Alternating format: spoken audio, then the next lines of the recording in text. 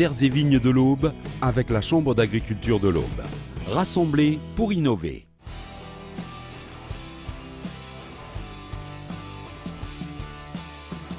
Derrière cette façade anodine, 4 permanents entretiennent un savoir-faire exceptionnel.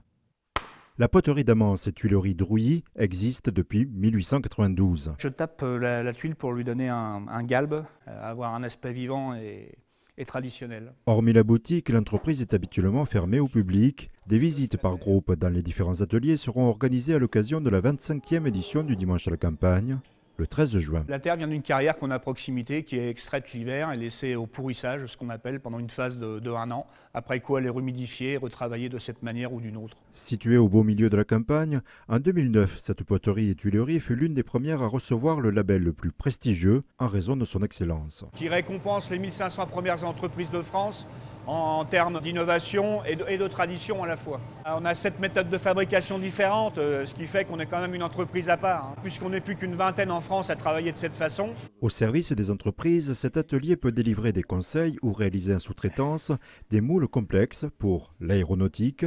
Et voilà.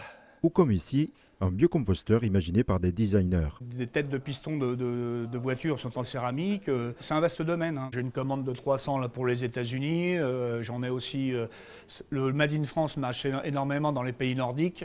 On a pas mal de clients en Suède, en Norvège. On a une clientèle aussi très localisée. On fait par exemple beaucoup de châteaux de propriétés qui sont dans le coin, dans un rayon de 80 à 100 km.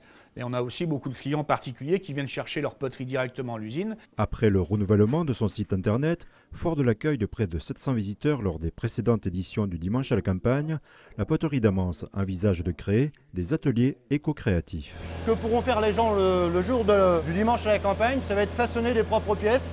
Ils vont choisir par rapport à différents moules, des coquillages, des escargots, des salamandres. Là, je vais sortir le wagonnet du four et procéder à un contrôle qualité. Tout de suite, on sait avec la sonorité s'il y a une forme de refroidissement ou s'il y a une forme de cuisson. C'est eux qui veulent savoir un petit peu pourquoi on travaille cette terre-là, comment elle se travaille, parce que c'est quand même des métiers qui ont tendance à disparaître et le fait qu'on soit de moins en moins nombreux, ça a tendance à attirer de plus en plus de gens. C'est une journée importante parce qu'on ne va pas avoir que des retombées le jour même, mais pendant 2 à 3 semaines à suivre, on a déjà eu des commandes de toiture, etc.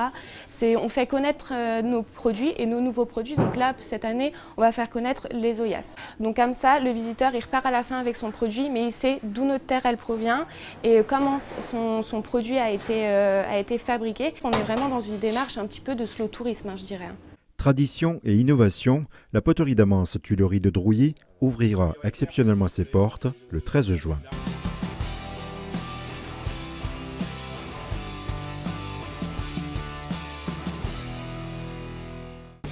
Terres et vignes de l'Aube avec la Chambre d'agriculture de l'Aube. Rassemblés pour innover.